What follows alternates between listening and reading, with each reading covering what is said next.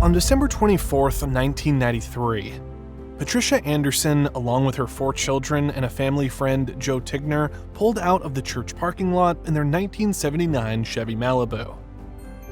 It was a beautiful, sunny Christmas Eve morning near Los Angeles, California, and the 6 occupants were looking forward to enjoying the rest of the holiday. However, unbeknownst to them, something terrible was about to happen. Not only would it change their lives forever, but it would forever damage the family-friendly reputation of one of the world's largest companies.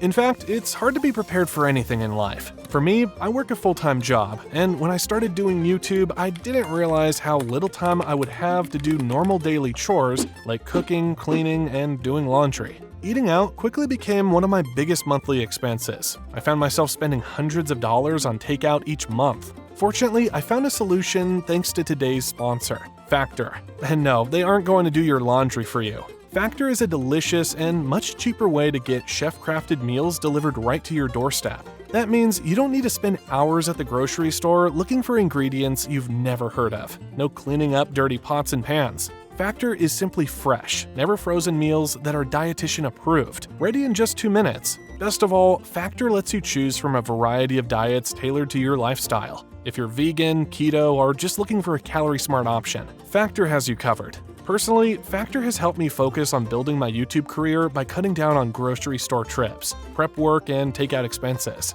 I simply get home from a long day at work, pop in my favorite Factor meal, cheesy bacon ranch shredded chicken, and boom! 2 minutes later, I'm ready to get to work on my next video. So if you run a tight schedule like me or are just looking to cut down on takeout expenses, try out Factor. Head to factor75.com or click the link below and use code TIMELESS50 to get 50% off your first Factor box and 20% off your next month of orders. That's code TIMELESS50 at factor75.com to get 50% off your first box plus 20% off your next month of orders. And with that, let's get back to the story.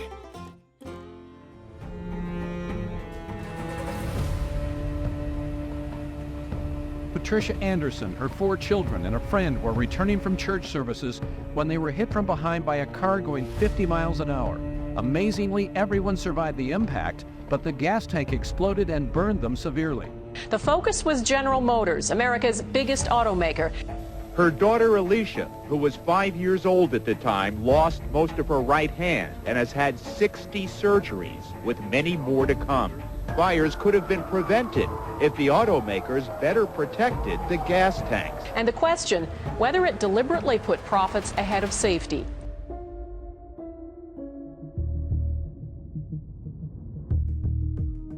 In the early 1990s, General Motors was facing significant challenges. The shift from the 1980s had brought along with it a shift toward cheaper foreign cars made by Honda and Toyota. The once powerful GM posted losses of $4.45 billion in 1991 alone. Between 1990 and 1992, the company appointed 2 CEOs. It also employed an array of new strategies, hoping to regain its foothold in the American market through technological improvements and the introduction of new brands like Saturn. Like the Anderson family, GM was completely unprepared for what would come its way at the end of 1993. Back in Los Angeles, Patricia Anderson was approaching a red light. She pressed the brake pedal of her '79 Malibu. Suddenly, her life would change forever. She and her family were rocketed forward, and within seconds, found themselves surrounded by flames. Frantic, confused, and injured, Patricia and her friend Joe Tigner leapt out of the front seats, barely managing to escape the flaming wreckage. Adrenaline rushed through their bodies. They could see the 4 kids still stuck in the burning back seat. The Malibu had been rear-ended by a drunk driver who had been traveling at speeds of over 70 miles per hour. However, upon impact, the gas tank located near the rear of the car ruptured and ignited, engulfing the entire car in flames. Still in a daze from smoke and head injuries, Patricia attempted to get her children out of the vehicle as quickly as possible, only to find that the rear doors of the Malibu were jammed shut due to the impact. With the help of some bystanders, they managed to pull the kids out through the front seat. Unfortunately, the entire family suffered severe burns that would leave them permanently disfigured. I feel pretty mad because it happened, but this is how I am, and I guess this is how I'm gonna be. The tragedy gained significant media attention. The drunk driver, David Lee Boyer, was immediately arrested on drunk driving charges. He would eventually go on to serve a total of 7 years in prison for his role in the accident. But as heinous as his actions were, there had been seemingly no reason for the Malibu to burst into flames like it did.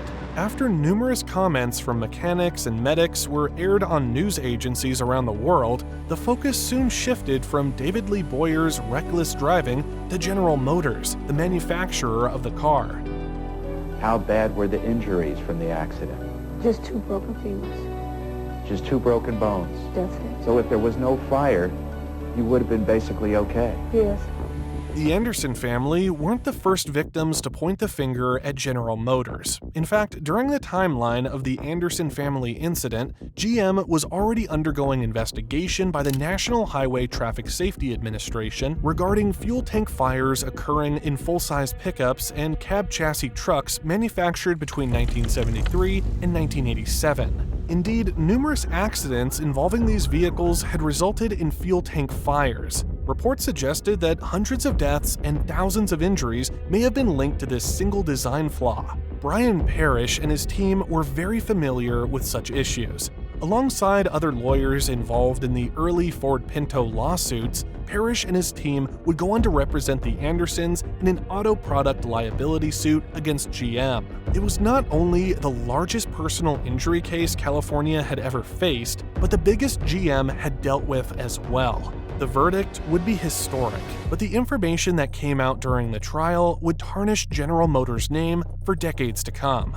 An LA jury verdict was set to award the Anderson family with significant compensation for the suffering they endured. In a public statement, GM expressed sympathy for the people injured in the accident, particularly the children. However, the company also denied responsibility for those injuries, instead laying the blame on Boyer, who had not only been driving under the influence, but was speeding and driving recklessly as well. But the fact that so many GM vehicles had developed a reputation for bursting into flames didn't sit well with Parrish and many other legal experts. It was fairly well known that the 70s and 80s saw a lot of cost cutting on behalf of General Motors, which had reduced its workforce, consolidated operations, and sought to increase production efficiency to stay profitable amid multiple recessions. Starting in the late 70s, the carmaker suffered with quality control and reliability issues. One look at the interior of any 80s GM car is evidence enough. However, as investigators dug further into the Anderson versus General Motors case, they found that the cost-cutting extended far beyond the interior of the 1979 Chevy Malibu that Patricia Anderson was driving. The biggest problem was the gas tank design, which investigators found was located less than 12 inches from the rear bumper. This dramatically increased the likelihood of the tank being punctured during a rear-end collision, which would result in a dangerous amount of gas leaking out. Sound familiar? This was something that GM knew was an issue. After all, company documents showed that they had been conducting experimental crash tests that involved placing the gas tank further away from the rear bumper so that it could not be punctured and leak gas during a rear-end collision. Those tests began in 1978. So, if GM knew about the issue and already had a solution to the problem, why didn't they implement the safer gas tank design starting with their 1979 design?